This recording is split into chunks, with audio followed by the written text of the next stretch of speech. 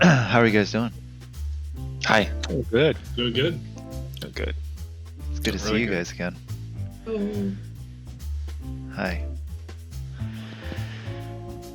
Alright, so this is going to be the follow-up to our video blog from 3 weeks ago, where we talked about what makes gaming fun.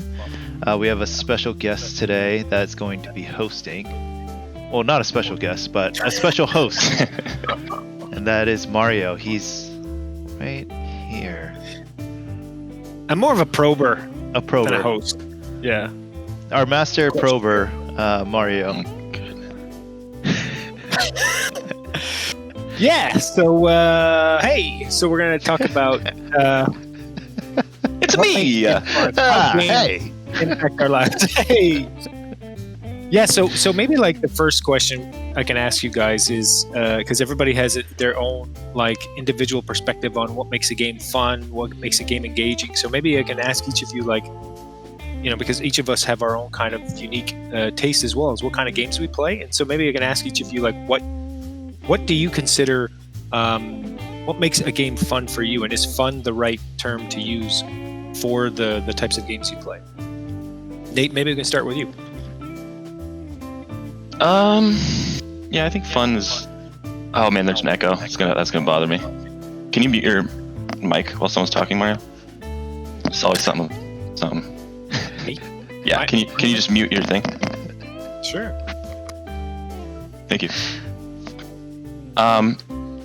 Yeah. So fun. I think the word fun could mean so much, right? It's relative. It can mean a lot of different things to a lot of different people. For me personally, and I think I wrote this in some blogs, a couple of the blogs that I wrote, but I really like competition and competition with friends. So like if I'm fighting alongside some friends to accomplish a goal, that's probably where I have the most fun. That's like number one fun. So like PvE content, but like co-op PvE content, because I feel like if I lose, I'm not losing to a real world person. So like they're not going to talk shit to me, like if I lose to an AI and I just go, okay, let's just, re-roll. But if I lose like in League, I'm like, damn, like that person, they might be chatting, like talking crap, or it hurts worse when you lose in PvP. But then in the trade-off is too that in PvP you also get more unique situations, more unique scenarios, because it's it's not AI, there's a human, so it's different. It's almost a different scenario every time. But that would be my fun. I like to play with other people, so that's number one, and then co-op PvE, and then I guess co-op PvP would be right under that. And then outside of like the specific genre type of games, fun to me is, I think, depth of gameplay, like depth of gameplay, depth of skill level. Like I don't want to be able to play a game and master it in a day or in a couple hours. I want to continuously be challenged with new strategies and characters and whatever. So I feel like this is something that one person could talk on for an hour. So I'm just going to stop there and let the next person take it away. Oh, you're muted still. Sorry, dude. I was waiting. There you go.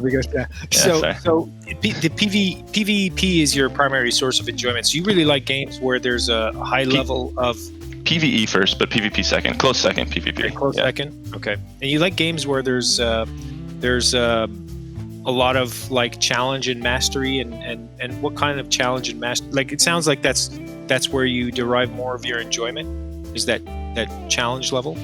Yeah, I think if I were to talk like a PvP game, say for example, like HOTS or League of Legends, I like knowing that I can go into a game and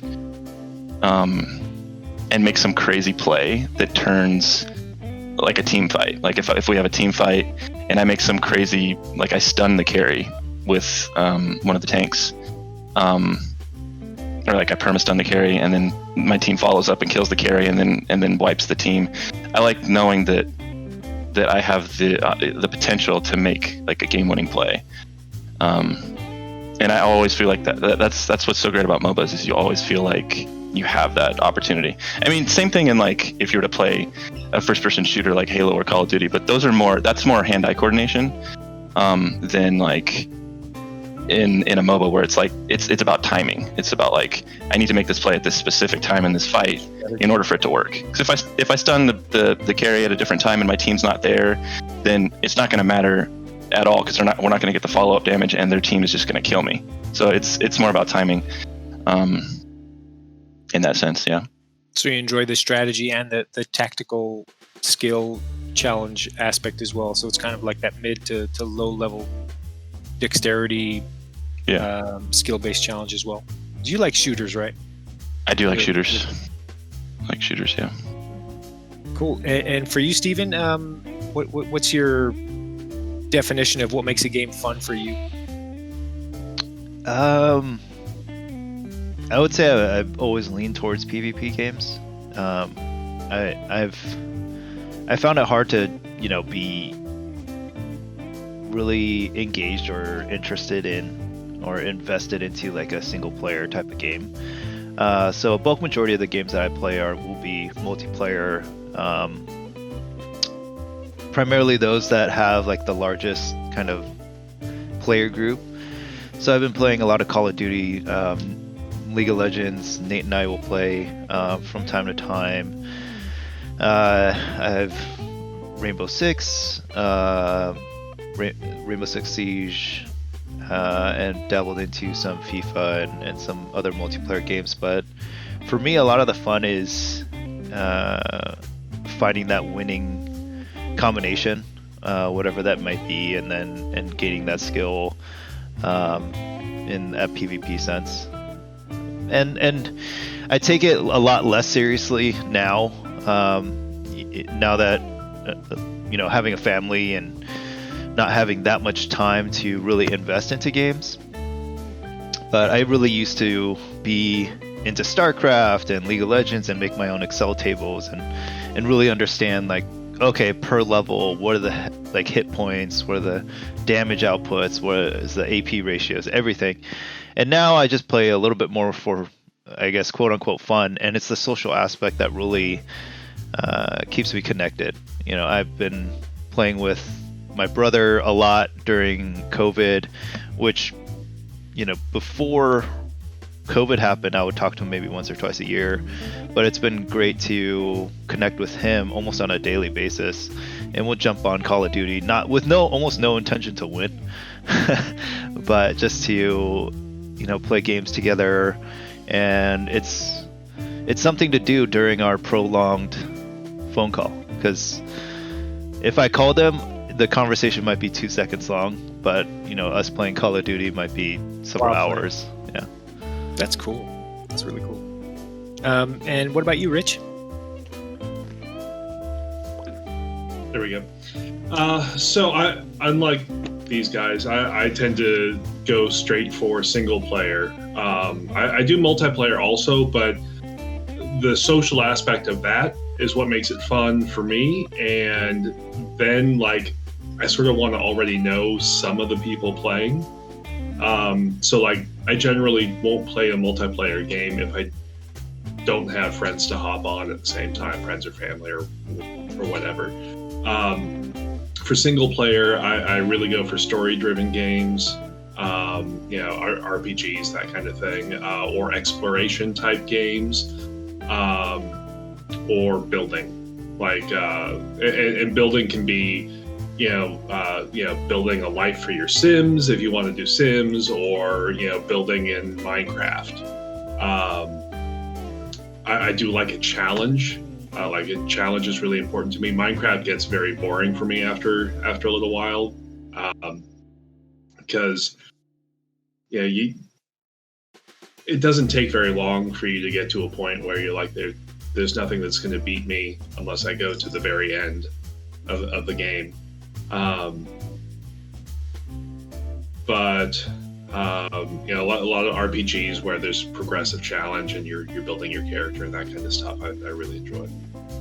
So when you think about like, that's interesting because you have like Nate who's on that competitive kind of like mastery kind of zone of where he plays games is to demonstrate mastery to you know, skill-based games. Steven as well. Steven sounds a little bit more into like a little more indexed in on that. And you, Rich, are a little more. Sounds like you're a little more into the narrative-based exploration adventure kind of games. Mm-hmm. For myself, I would say I'm a little more like I'll play all kinds of games, and I'll play the competitive games. But my go-to will be the adventure, you know, exploration-based kind of narrative-based kind of games. And for me, it's more about what I love about games and what makes them engaging to me is that make-believe world that you get into. You know, it's like that. I can enjoy the abstract games that are fun and surreal and abstract, but I also really love the ones where there's an immersive world that you can kind of escape to and just basically role play and play make-believe in. You know, so it's a fun kind of escape. Same thing with, you know, with movies is an interesting thing as well. But I also do like challenge in those games as well. I like to be challenged, but it's not the primary thing, you know. So like for you, Nate, like the kind of games that you like to play, like what is it about them that makes you want to come back to them? Like if you have a certain game that you're playing and you've put a certain amount of time into it's hooked you beyond that first, you know, tutorial intro, what makes you want to come back to it the next day?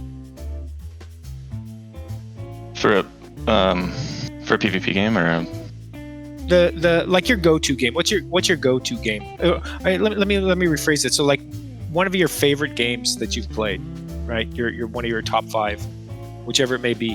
What was it that made you keep coming back to that?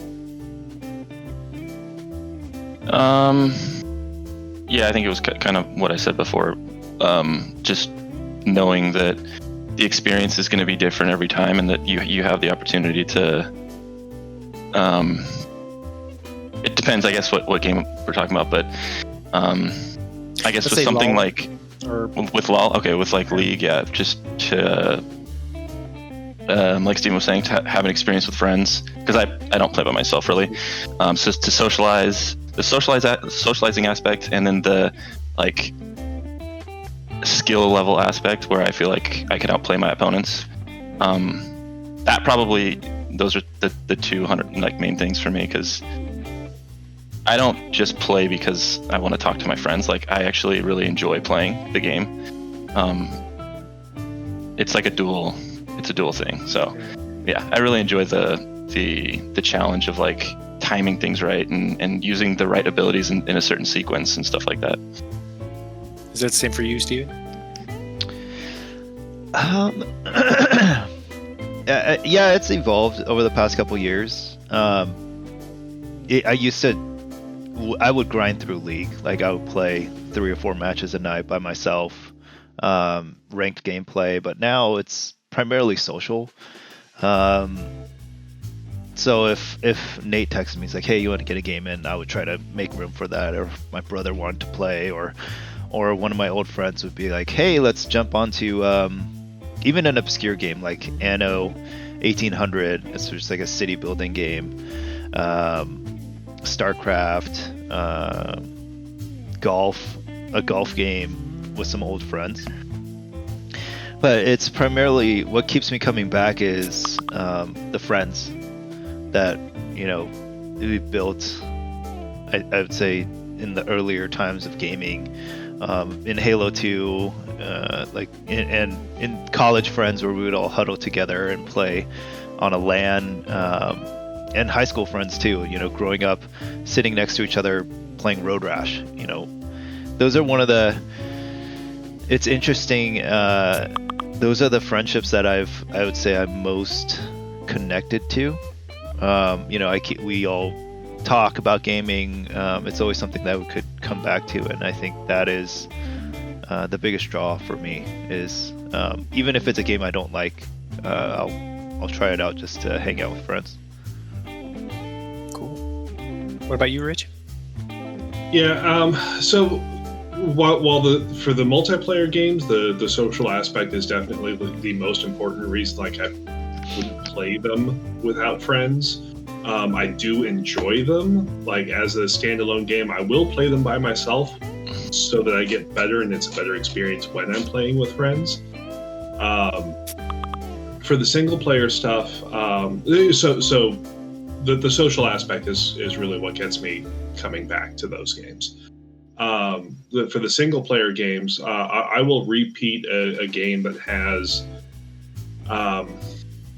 branches, I guess, or has that gives me a feeling, right? Whether that's a feeling of nostalgia or it's just it's a happy story or a sad story or whatever, and I just want to feel that feeling. I would go back to those games. But for branching, you take a lot of the Skyrim and those sort of games, and everybody starts those with sneak and poison and bows and arrows, right? Because that's the easy way to start. But then you can go back and be like, I want to do this just magic, or I want to do this as a brawler, or and you have so many different branching storylines that you can follow. So there's a lot of replayability with those because it's a new experience each time, even if it's in the same setting. Very cool.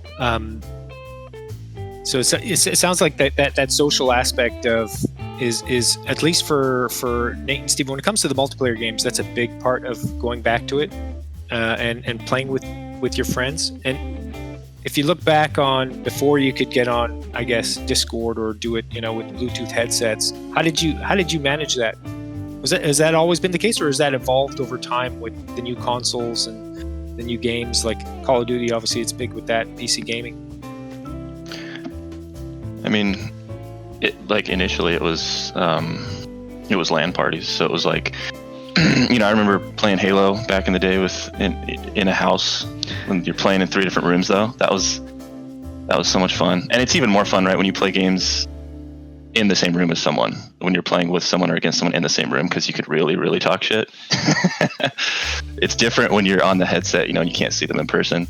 But there's always been, especially because I played console for years, there's always been PlayStation and Microsoft have always had like some sort of voice communication, so there's always been like that kind of thing. And even on PC, I don't remember like what were the older versions of Discord or apps that were similar.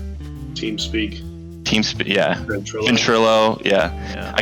I'm like blanking on them, but yeah, there's always been software like this. Maybe not as advanced, but right, yeah. Not always, obviously, but right. Since I started PC gaming, I guess. It's just interesting to see that evolution and how it's like the community of games and how we're able to connect so much more efficiently now than before. And that's going to continue to all evolve and get better and better. But it's interesting how that impacts also the games we play, and even though you've seen the roots of those with the MMOs years and years ago as well, you're seeing that evolution now permeate into other genres and other games as well, like shooters and like the like Destiny, which is an MMO and a shooter, and it's it's just it's been cool to see that evolution. When you think about these the games and the types of games you play and what engages you and brings you back to them, what are some of I'm curious about some of the, every gamer has those really memorable moments, those game stories that you share that are really unique to your experiences and those one-off kind of times. What are some of your fun game stories, gaming moments that you like to share? You start, Nate, or let's start with Steven. I'd say just Nate knows this now, and I'm sure some of you guys do too. But I'll do some pretty trolley things, right? It's just silly, whether it's going after a knife kill and Counter-Strike or doing something silly in Team Fortress. But I remember playing some of the earlier NES games or SNES games like Ninja Turtles, the Simpsons game, Battletoads, Road Rash on the Genesis. All those games I really remember. It was and Toe Jam and Earl I think was a big one, where I don't know if it was intentioned or not, but they had couch co-op, so you're playing side. Either you're sharing a screen and you're both on a platformer, or you're split screening. And I just remember some of the earliest moments where I would be playing with a friend, neighbor, whoever it may be, and I would troll them because I would start to understand the mechanics of, okay, like people can get screen locked where like one character's on one edge and one character's on another, and you could time certain things where they fall into a pit or they get mobbed down, things like that. So just knowing those things, I think one of my favorite things in Ninja Turtles or on Battletoads especially. Battletoads, you do a lot of swinging from the ceiling, and then you can kill your friend because you could just stop swinging and then he can't move and then it falls into a pit, because once you lose momentum you kind of shake and just drop. You can't do anything. So I thought that was funny, and then they would just be dead, and they didn't think it's funny. But I think one of my all-time favorite things I used to do is there was a level in Ninja Turtles where there was I think Bebop and Rocksteady, the Rhino guy, and another dude. I don't know if he was a lizard or something. But you get to this end of this level and you're fighting these two guys on the street. And if you're playing by yourself, you kind of have like a wiggle room, like it'll adjust the screen just a little bit. And what you can do is like, it doesn't trigger till there was like a little manhole thing or something in the map that would really designate like, okay, once you go past this point, there's nobody else on the map, but once you go past this point, they just kind of appear and they're there, right? They're like, the music would start and then you get killed. So I would screen lock my friend where you couldn't see them coming, but the music had started. He'd be like, "What's going on?" And then he would just almost insta die because like he can't see, and they would just appear on top of him and mob him down. I think seeing that NES controller with the cable fling down against the carpet and fly around the room, it was one of my favorite moments. Best moment. Seeing the anger, seeing the steam out of his ears, seeing the related true to a multiplayer moment. Yeah. I have a lot of good ones for multiplayer as well, but like the one, if I share one that's more single player, this one stood out to me. I was playing Donkey Kong Country Returns, notoriously like difficult game on, I think it was the Wii. Donkey Kong Country Returns. It was one of those Donkey Kong Wii games, and played through the whole game. And in that game, you collect balloons. Balloons are like lives, and so I had like 200 balloons. I'd maxed out. It was something stupid number. I think I had like 999 balloons, type of thing, and never lost balloons. And I was just getting through it, and I was really enjoying it. Love platformers. And I get to the final boss, and it's like 2 a.m. Because I just didn't stop playing. So it's like 2 a.m. I get to the final boss, and I try to take him down. It was a really complicated boss. I think it was this like 3-stage boss, maybe even more complicated than that, and just kept getting hosed. It was like one of those like trial by error kind of things, and kept getting hosed, and I was confident at the beginning because I had like way more than enough balloons than I ever needed lives. And they just kept going down, and going down, and going down, and going down. I'm like, what the heck? I'm at, 125. I'm like, yeah, this is stupid, but I can figure it out. I keep going, keep playing. Pop, pop, pop, pop. The balloons are going down. I'm like, what the heck? I'm down to 75 now. I'm like, I'm still confident, but this is not cool. What's going on, right? So boom, boom, boom, down to 25 balloons. Now I'm starting to get like kind of irate. I'm kind of like, now I'm panic, angry. I want to have a word with these level designers. I want to find out, customer support, what is wrong with you guys? Why'd you make this so difficult? Boom, boom, boom. Guys, one balloon left. one balloon left, and it's like you have to like start all the way back over. And at this point, it's like super late. I have one balloon left. Were you having internet problems, maybe? No. It's all okay. It's single player game. I walk away from it. Like, I take a timeout, and I'm like, I had a Jedi moment where I'm like, all right, you can do this. Use the Force, Luke. Don't use the visor. So I sit down. No balloons left. Beat it last shot. Nice. I'll never forget that, man. I never forget that, man. Yeah, I was like, I just had all these stupid balloons, and I used them all up, man. It was exhilarating, frustrating, but it's weird. What was interesting to me is I kept going back. So that line between frustration, challenge, frustration, boredom, like, it was just right. I believed I could do it, and so I kept trying. Really, really interesting how, finding that sweet spot, What about you, Rich? So a lot of my thoughts are around nostalgia, as far as not so much what about the game was a lot of fun at the time, but the memories that those things invoke. Like a lot of the key points in my life, there are games that I associate with those times.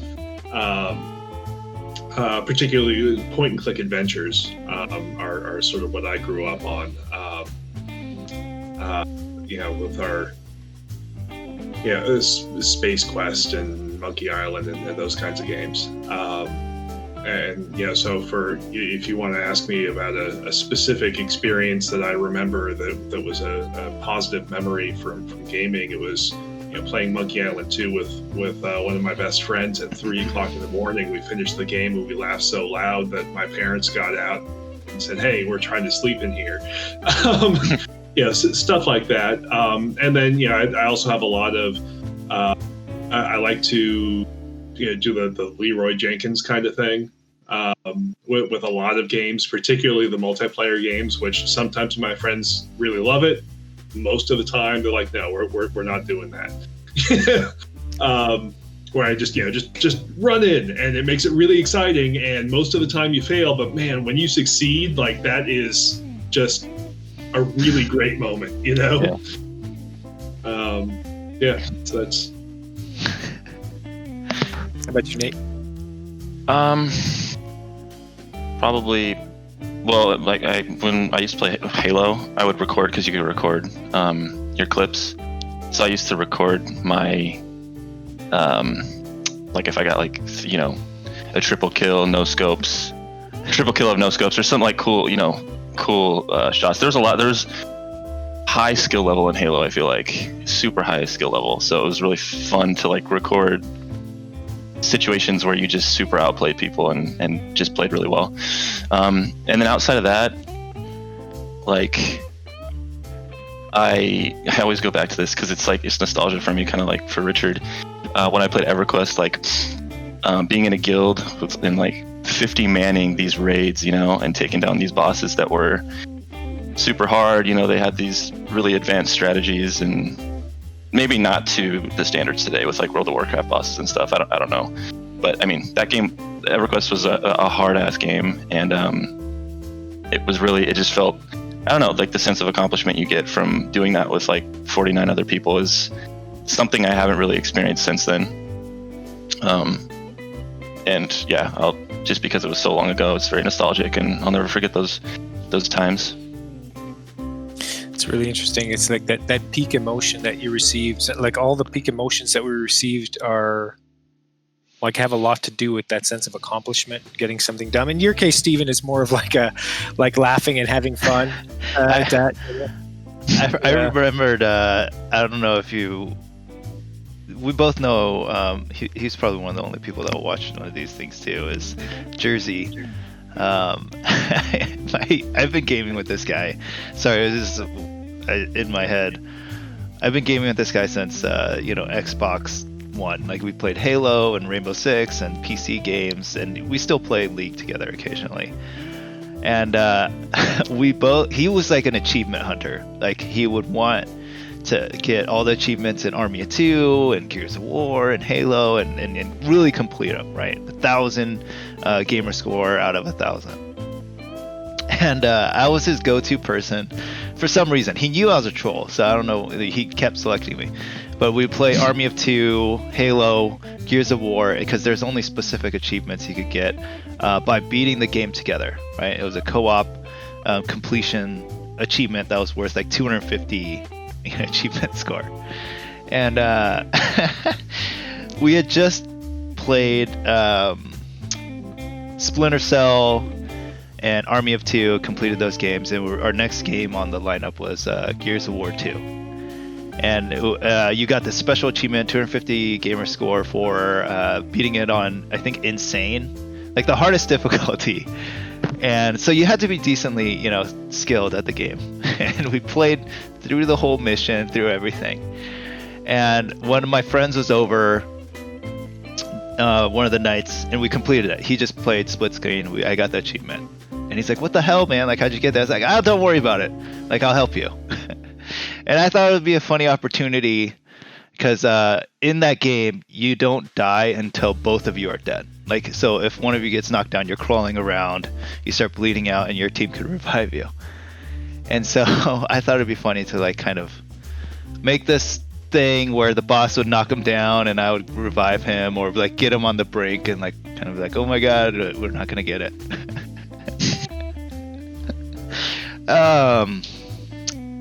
I was doing that, and then we both died. And he got incensed, like Nate knows, like he was so angry, like you couldn't hear what he was saying. It was just so loud, and he broke his controller, and he's like, he couldn't play for a week because he had to go buy another controller. And I did it over and over again, and we never got the achievement. I feel bad for him, but it's just, oh my god. You gotta go back and get that for him. Huh? Did he ever forgive you, or is that? I'm sure if I brought it up, it'd be a sour subject. That's funny.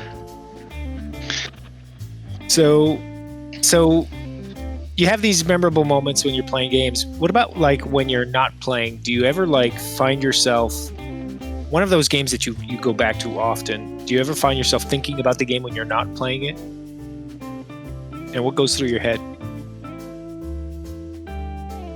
Like, for example, go ahead, Rich. I gotta say, I went on a sort of a kick with Grand Theft Auto for a while, and just driving down the street, there's this airport, the little tiny airport near where I lived, and you'd see the helicopters there, and it would cross my mind, I could just jump that fence and take one of those. Never flown a helicopter before. I had no idea how to actually do it. But in my head, because I had been playing so much Grand Theft Auto, it popped into my head quite often. Wow. That's funny.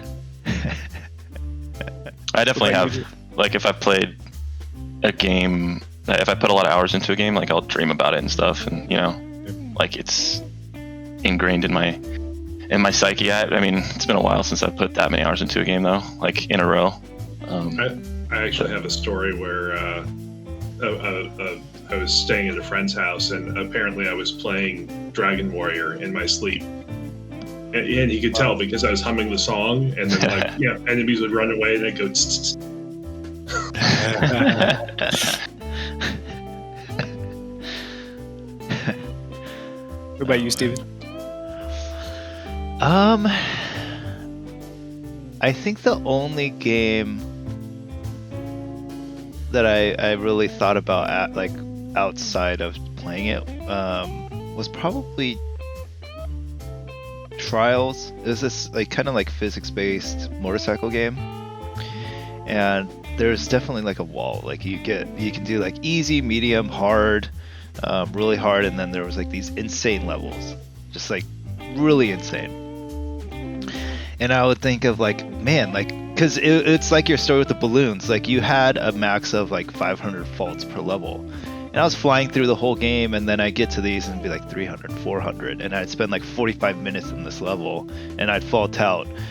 I'd be so frustrated, and I'd be sitting there thinking outside the game, like, why the hell can I not get over that little box or whatever the hell it is? And just imagining, like, I would draw out, like, on a piece of paper, like, what the hell's going on here, you know?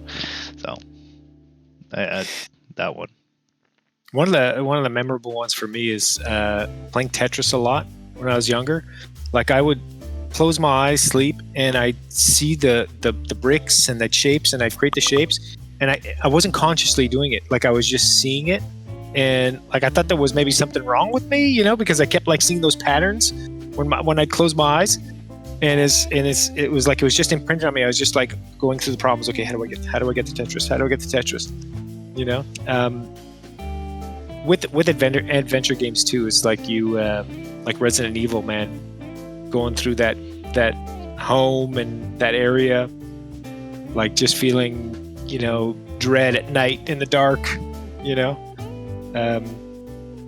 That's a good sign that the game has had a good impact on you, lasting impact on you.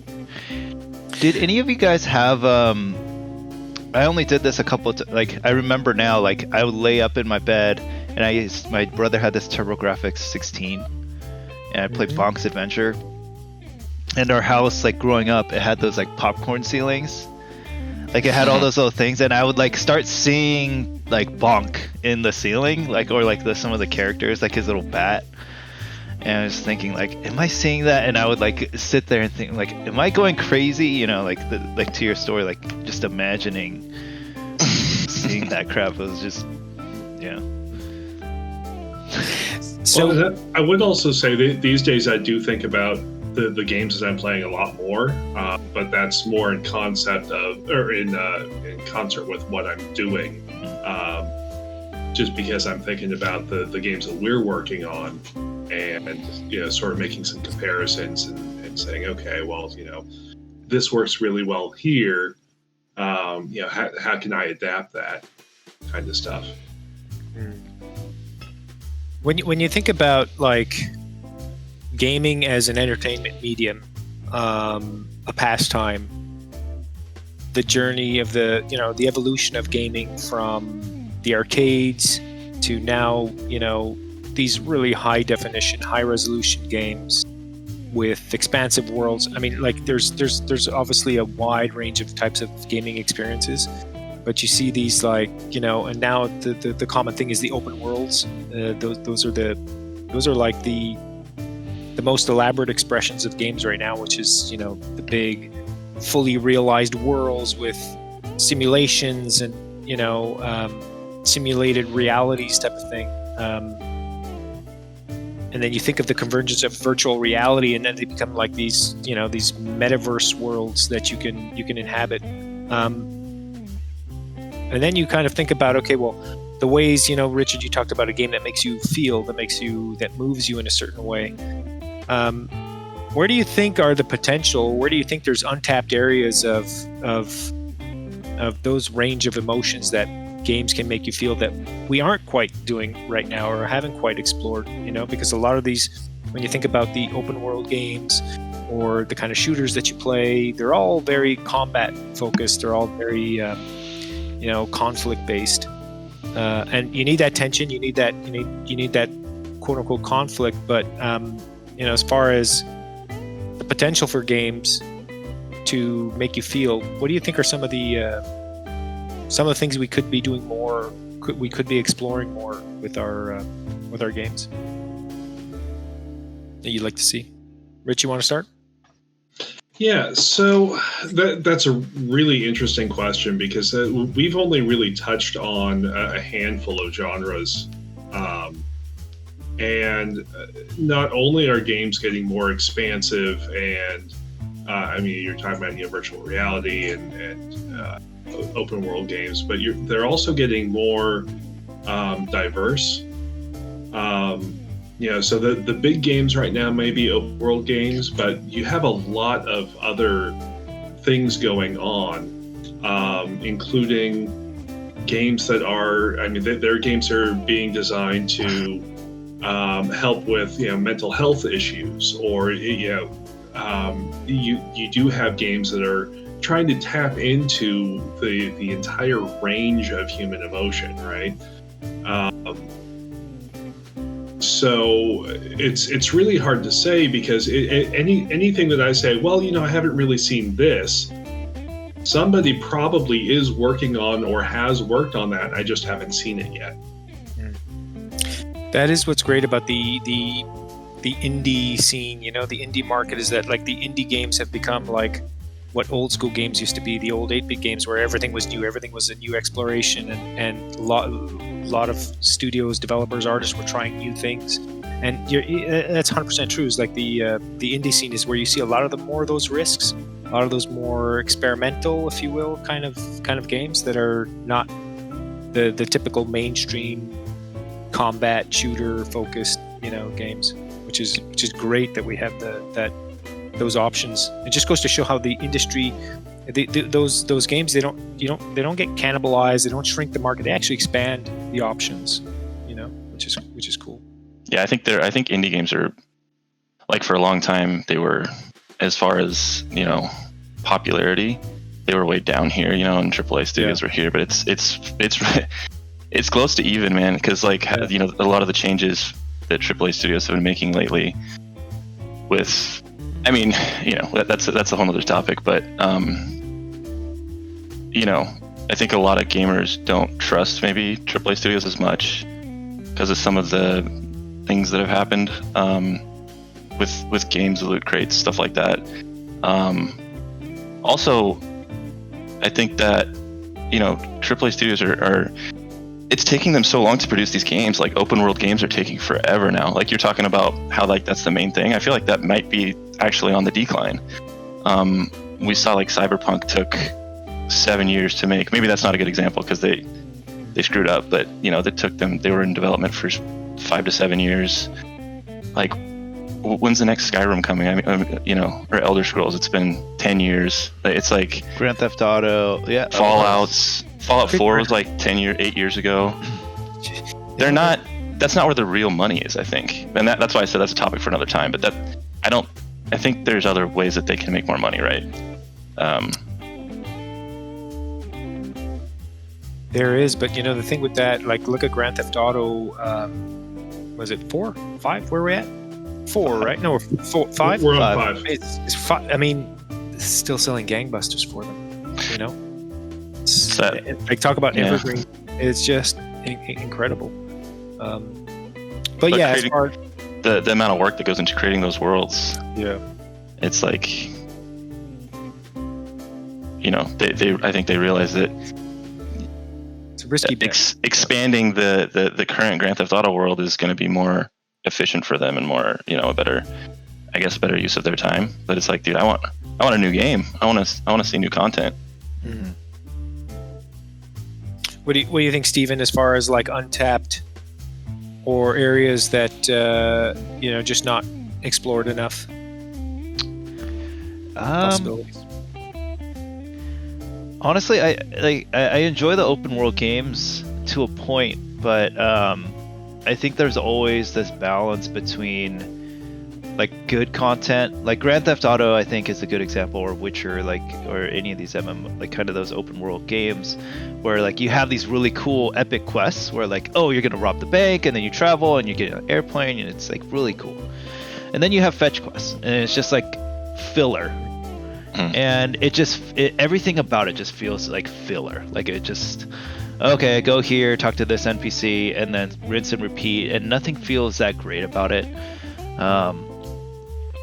Apart from those like big high moments, right? Not to say that every moment has to have those highs, but I think some of those collaborative games where like Nate was talking about, it's like I miss those games where it's, you find a partner, you find a group, and I know there's games like Monster Hunter and some MMOs out there, but those kind of experiences that you can journey with your friend, I really miss those. And I think Splinter Cell, some of the Tom Clancy games did an amazing job where like you needed to work together. The game was designed in such a way, it's like, okay, that person shoots off the light and they could sneak across, or you're helping each other over a fence, whatever it may be.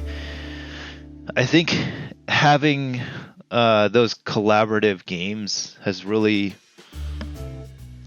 I miss those. And I think the social aspect and relationship building in those games is lacking. Because now, Nate touched upon it. All these games are turning into these,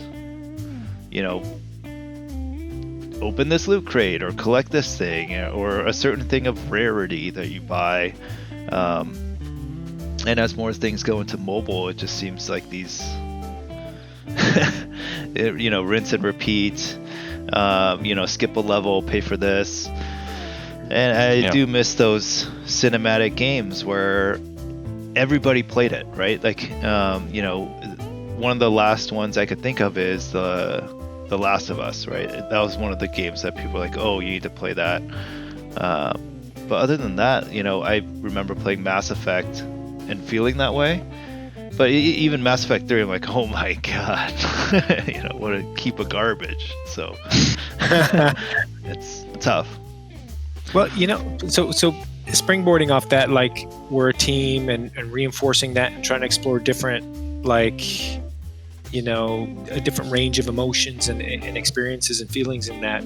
Like, is there a way to make a game where we're a party and it's kind of, that cliche in the horror films where, like, you hear a noise, okay, I'm going to go investigate, and then I don't come back. And then you guys are left to wonder, okay, what happened to Mario? Let's now we got to find him. Now we got to rescue him. He's in danger, and now he's off on some other thing. Like, is there a way to do it so that we introduce more of that, like, oh man, we really have to protect one of our teammates in this group, and it's not just about, hey, we got to capture that waypoint. You know what I mean? Like we're in it doesn't have to be an open world, but let's say we're in an open world, or it's like Among Us. You know what I mean? Like, maybe Among Us. I'm just like riffing off that, but you don't get killed, but one of us is missing, and so now the party has to find that character. Yeah. But your character who's missing is actually now, dealing with some sort of challenge, or you're behind enemy lines and you're trying to avoid capture in that area and you're trapped somewhere. Your team has to try and fight. You know what I mean? Like, is there a way to really, like, expand that and have fun with that, like, kind of team building, take care of the team, keep the team together? I mean, I feel like you're pitching a high level game idea here. Maybe. Cut it. Yeah. Yeah. Yeah, no, I mean, I think that you're probably going to see a lot more creativity coming from those kinds of games, just because Among Us kind of broke that barrier. So you're going to see, there's a game called, it's like Winter's Project. Have you guys heard of that? Winter Project, I think. It's on Microsoft Store. It's like a 3D Among Us kind of, and it's a little bit more complicated. But so I think we're going to see a lot more games like that, similar to how, like, roguelikes became huge and they're still pretty big. There's all these new, like, indie genres that pop up, I feel like, and it's awesome to see. Yeah, sky's the limit. That's what's a blast about this industry. And, like, so you guys, like, you play games, you enjoy games. It's one of your biggest pastimes. How has that impacted? Maybe as a final question, how has that impacted you now with the opportunity to work in the games industry? Your love for the medium, and now you're working in it. Does it make playing games harder? I think it makes you, I mean, for me, it makes me realize, it just makes me realize it makes me appreciate games more, I guess, and realize all the different aspects of each game and the amount of work that went into each scene, like I was playing, I just beat God of War, and the most recent God of War. Cool. And it's like you're playing through a movie, the whole thing. A lot of cutscenes, obviously, but, like, just the game itself is just so well polished, and, like, damn, this was so much work put into this, and I don't know, it's like a newfound respect I guess I have for games and the work that goes into it. What about you, Steven? It's tough for me. I had my highs and lows. I think, I've been in the industry for a decent amount of time now, and there was a time where I was completely just, like, didn't want to play another video game, and that was the same time where I was, traveling and going to, conventions, and I was gone, 4 months out of the year. And the last thing I wanted to do to come home is like play more video games when I was out for a month doing demos and playing the same level thousands of times, showing random people how to play it. But I agree with Nate a lot. I think for me, I used to be hypercritical. Like, why is this thing broken? Oh my god, why is there this frame drop, or why does this thing suck? And I think for me now, like, I'm a lot more forgiving of the time it takes and the impacts that fix lag. Okay, that's not an easy thing. Or fix multiplayer, fix ranked play. A lot of these things that I used to complain about heavily, but now it's like I understand. It's you're asking somebody to solve a car, but all the players are in that car moving at 80 miles an hour. You can't just be like, okay, let's rip off the wheels and have this thing explode. So it's figuring out those complex solutions, and I have a lot more respect to games now. Of you release a game on the NES and you would see a review on Nintendo Power or something, but now it's like you have millions upon millions of people across so many different channels, Facebook, Instagram, Discord, that would blast you left, right, and center.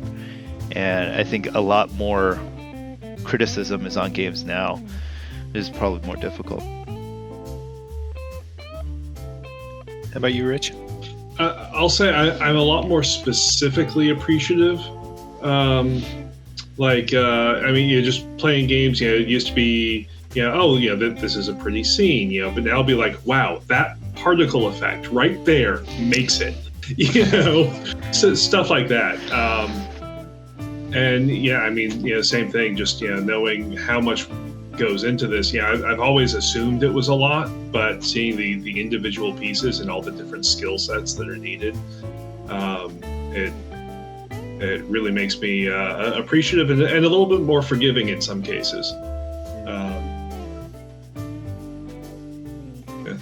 Yeah, cool. I've learned to kind of mental shift. Like, I'm in the mode of, I'm just going to get into this. I'm going to let myself suspend disbelief, willingness to believe, and go into the game. Versus, all right, now I'm going to be really critical, put my thinking caps on, and just dissect this. So it's in the beginning I was worried. I said, because games was originally my pastime, and when you got into the industry, I'm like, is this going to like ruin games for me now? But you get over that initial kind of, now you're analyzing everything. The same thing with movies. When I was younger and making independent film, it's like, love movies, but now I'm dissecting films that I just want to go and enjoy and escape, too. But you get over that, thankfully. I kind of like it, because it's like you get to see another side. You get to analyze another side of it that you didn't before. But yeah, I could see how you could overanalyze it and it could be like a negative thing. But I like that I can kind of understand it better now. And yeah. And if I'm like, this is shit, then it is. That's okay. That's okay for something to be crap, because like Steven was saying, like, SNES back in the day, once you drop that game, that's it. There's no patch. You can't patch a game. You can't fix bugs. So it is what it is. Now it's like, if it's crap, you can replace assets. You can change things. You can fix bugs. You can do whatever you need to do. Fix latency issues. It's a much better world for right now for developers. I think you're right, Nate. It is a much better world. That's a great way to just in general. Yeah. so much more to It's a whole new world. Should we sing? No, absolutely not. Awesome, guys. So it's a lot of fun just picking your brains and hearing about what makes games fun, engaging to you, get your perspective on that, and where we can take things in the future. So thanks for leading it. You bet. Thank you, Mario. Thanks, guys. Take care, guys. Take care. Bye. Bye. Bye.